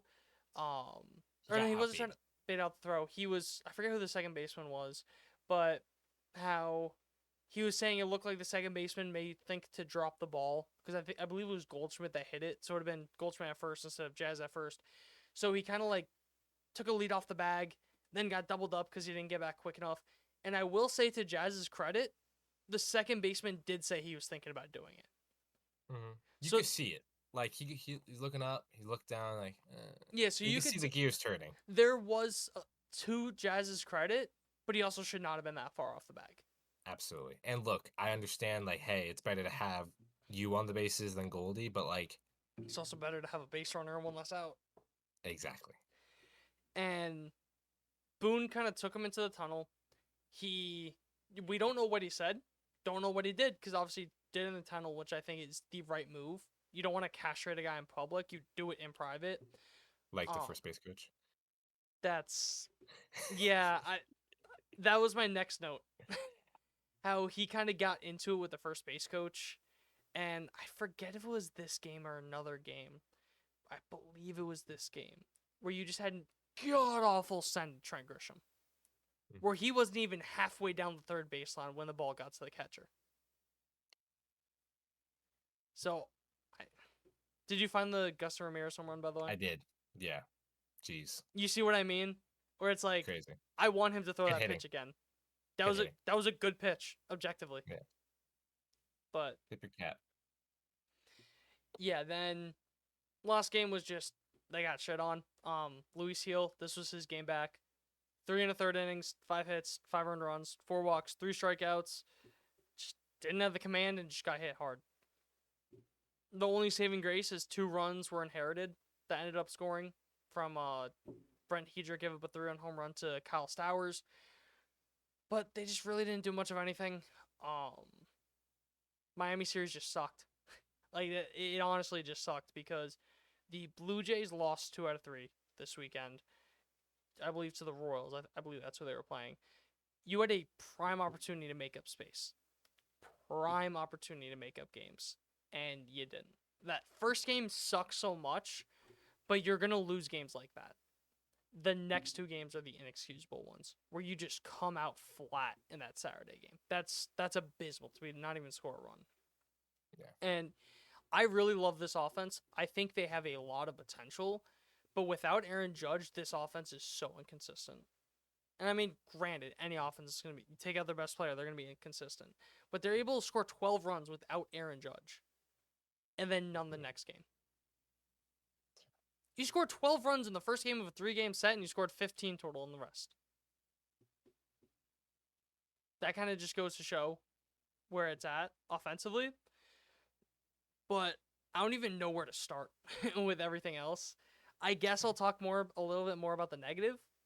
Because the fact that Paul Goldschmidt is still starting over Ben Rice some days is ridiculous to me. I don't get it. I get it if there's a lefty on the mound. Hell, I probably would agree with you on that. But when there's a righty on the mound, are we fucking kidding me? Do not make me hate Paul Goldschmidt. I love Paul Goldschmidt. No. I'm not taking you doing dumb lineup decisions and taking it out on Paul Goldschmidt because it is not his fault. If he is in the lineup, he is playing. I'm taking it out on you, Aaron Boone. The fuck are we doing? It's not your fault, baby. It's not your fault, Goldie. It's not your fault. But do you see what Ben Rice said after the game? I forget what game it was, but said something. Uh-oh. He said, "I think a little sense of urgency would be good for us." That is the most a Yankee has talked out about the team in a while. Wow. From a young guy, too. That says a lot. Mm-hmm. And I will say, back to Goldie for 2 seconds, his season stat line against righties is now down to he's hitting .334 for .281 on base, a .319 slug for a .600 OPS. That is a 68 WRC plus. Against lefties, I'm sure that is still pretty damn good. Against lefties, it's a 208 Yeah. WRC. He's Aaron Judge against lefties. Yeah. And he's, I don't know, Tyrone Taylor against righties. Brian Hayes. Brian Hayes. But he's bad. He's bad. So I feel like it's just such a perfect I said this months ago, or at least we did. Yeah. Months ago that they should probably be platooning. Paul Goldschmidt got off to just a hot start against both. So I was like, Yeah. okay, yeah, you want to ride him for a bit, but the second it gets to a point where he cannot hit one, if he can't hit righties, then you have an easy platoon. And it gets to a point too where, because you're suffering by keeping one of your best hitters out of the lineup, underlying number wise, because Ben Rice's numbers are still insane. He's the only qualified player in all of the major leagues to be above average in every single Baseball Savant bubble. There is not one thing that Ben Rice does bad. And that's not me just being like, trying to like gas up the guy because I like him. No, he objectively should be playing 5 out of 7 days at minimum every day. I will say it has gotten a little bit better the last couple of days. Yeah, but still. for sure. And I think part of it does have to do with them not having a scar anymore. So I think Ben Rice is going to get a lot more catching time because Austin Wells has been horrific. I think he's 3 for his last 34. Something like that. Yeah, so he's been horrible behind the dish. At least offensively. Defensively, he's still doing what he's doing. But so I wouldn't be surprised if he also got more time behind the dish. But just, are we kidding? Like, I feel like it's almost to the point of, like, are we joking, guys? Like, why is he just not playing? Like, it's right there. But I don't. And now this team is like built on platoons. It is. It is. It's just so infuriating. So everything, whatever you want to call it. But a trend that I've noticed about this team in general, especially the offense, is that they've been trying to run more, which I really, really like. Because Jazz, Jason, Volpe, Belly, whoever you want to kind of throw into that, there's been a lot more runs where it's like, guy on first, go first to third, or maybe guy on second, steals third, whatever, yada, yada, yada. Love that because they are one of the worst teams in baseball at taking the extra base. And I forget what it is. It was one stat. I think it was like base running, weighted base running or something like that, where it's just saying like, encapsulates what you do everything with baseball, whether it be taking the extra base when you should, stealing a base, whatever. And I believe they are the worst team in baseball at it. So it's just at a point where it's like they got to get better at base running. A lot of times they come out flat too much. And I said this before where I don't really think a manager does much in baseball, but at this point the team comes out flat and a lot of dumb decisions are made. What are we fucking doing? Yeah. It's when things like that, you start questioning the manager, because it's like, yes, it is on the players, but like if they're coming out flat and they look like they have no approach, or they just like swinging at whatever, then it starts to question the coaching staff, because like they just seem like they're not prepared for that day. That's an issue I've had with the Mets for a while now. Sometimes they just come out and it's like, it looks like you have no idea what's coming. Like, did you do a scouting report? Did you plan an approach against this guy? It's infuriating because you have all of the talent in the world on this team, but you can't do anything. Because it is a thing of, too, that this is a different, I don't want to say a different team, but you got a lot of players. And I will give Doval, Bednar, and Bird a pass because Yeah. they did get traded for like midday on Thursday and then they played on Friday, which I think is commendable. It also was kind of one of those situations where, at least for Bednar and Doval, not Bird, the game was a blowout at one point, so they probably didn't expect to play. And they're probably kind of like relaxing, like getting no teammates. They're like, oh shit, we got to go in. We got to get up in a hurry. So Right. I think like a couple of different things kind of like go into that. But at the end of the day, this falls straight on the manager, in my opinion, of guys just not being ready to play. And you could say, oh, Aaron Judge wasn't healthy, yada, yada, yada, yada, blah, blah, blah. Shut up. Like, just shut up, please. Like, Yeah. I'm not going to buy into that bullshit. But one of the last things I did want to talk about was, or two things. Anthony Volpe is finally doing what we said to do. Pull the ball in the air and look at the results. And they've been Yay. awesome. He's added more, I think his average swing swing speed is up like a mile or two. I'll get the tweet right now because I was looking at, I believe it was by Ryan Garcia, but he had like a couple of different changes that Anthony Volpe did make, and they were pretty substantial. Where here, I got it right. Where are you? I just saw it. Yeah, 10% increase in pull ball percentage, 10% decrease in ground ball rate, 5% increase in zone contact.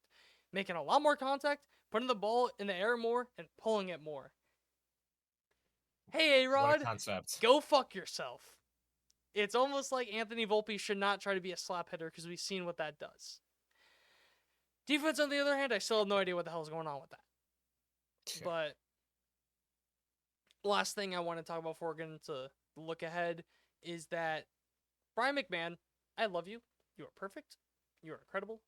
He only has a 112 WRC plus, which seems very low, but he has a 378 on base, and he only has a 344 slugging, so the power hasn't been there yet. I think he has a double, but hasn't really had the power yet. We know that he does have power in his bat, especially Yankee Stadium.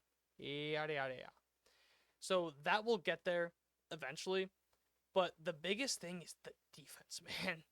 He is just, there's so many plays that just do not look real.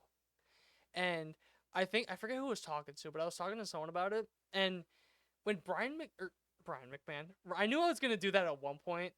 Ryan McMahon, when he throws it, I've never seen so many throws directly into the chest of the first baseman. I know that sounds so stupid, but No, I get it. They're perfect throws. Pretty much every single, and even the ones that aren't like necessarily hitting the first baseman in the chest, it'll be like a one scoop or like a one hopper. Right. You know what I mean? Not like an in between hop. It'll be Right. almost perfect amount of hops. You know what I mean? So nice to help out your first baseman every once in a while. yeah, Make it easy on them. yeah. So I love him defensively. Awesome. He also just has like vibes. Has like a lot of like clutch hits so far. You can tell he just loves being a Yankee. I will say the strikeout, he is running a 40.5% strikeout percentage so far. So Still with a 370 on base still. Yeah, Which is 378 on insane. base. Yeah, 10.8 walk percentage, but again, this is a 37 plate appearance sample size we're talking about. It's like it's nothing serious. But love it. Love him overall, but this is nut up or shut up time because the Yankees have a very tough week ahead of them, and then it gets pretty easy because because I had it and I accidentally closed it because of course I did. But you have a 3-game set against the Rangers starting tonight. You got Max Fried, Will Warren, Carlos Rodon. You're going up against Patrick Corbin, Nathan Eovaldi, Jack Leiter. They got good pitchers. You got your 2 best pitchers and a guy that could give you 6 solid innings. You have to win this series because you're now in 3rd place in the AL East. And I was looking at, because I know the Blue Jays have one of the toughest schedules remaining in baseball, and the Yankees, after this week, have, I think the easiest schedule. I think they have the easiest schedule in baseball, including this week, and they play the Rangers and the Astros. Right. But Red Sox, I should have had this prepared. I didn't think I was going to talk about it. But I know that they play the Athletics 6 times, and I think they still play the Pirates. So, yeah, because the Red Sox play the Royals, Padres, Astros, so good games. But then they have 3 games against Marlins. Who knows what that's going to be? 2-game set against the Orioles. Don't know why. They do. 4-game set at Yankee Stadium. 4 games against the Orioles. 3 against the Pirates. 3 against the Guardians. 3 against the Diamondbacks. 3 against the Athletics. 3 more against the Yankees. 3 more against the Athletics. 3 against the Rays. 3 against the Blue Jays. 3 against the Tigers. So there's a lot of teams that just fire sold that they had to play. Yeah. You know what I mean? So it'll be up and down. Granted, the Yankees still do have 6 free wins in their games against the Twins that are coming up. But then going Bite your tongue. seriously, you can't say anything now. But going into the last series, the Houston series, you got Cam Schlittler, Luis Heel, and Max Fried going up against Colton Gordon, Framber Valdez, and Jason Alexander. Just win both series, please. Let's not make this hard. You get Aaron Judge back either Tuesday or Wednesday. Granted, he's going to be DHing, but still. Don't make this difficult, please. I believe in the bullpen. I think what we saw on Friday was just a thing of guys just getting to the ballpark. I'm not really looking that much into it. But the offense disappearing in Miami is pretty inexcusable. And just when it frankly comes down to that, you got all the pieces. The only thing that's the main issue right now is the manager. And I was one of the last holdouts in saying I don't think the manager affects the team that much. But at this point, it's pretty inarguable. So I agree. I don't know if you I have agree. anything else to say, but if not, No, I mean, just play good. Play baseball. Play well-rounded baseball. Enough with the mental mistakes and the errors and just the mistakes. Enough with the mistakes. And again, to your point, I truly believe that falls on the coaching staff. Yeah. So play better because the Red Sox aren't going anywhere. The Blue Jays aren't going anywhere. You're lucky the rest of the AL is kind of shitty because of that wild card picture. But yeah, just win both series, play better, and because getting into run differential, the Yeah. Red Sox did kind of jump up a bit. They were a lot Mhm. lower before this, but Yankees plus 92, Red Sox plus 78, Blue Jays plus 16. The Yankees' expected win loss is 65-47. They're 60-52.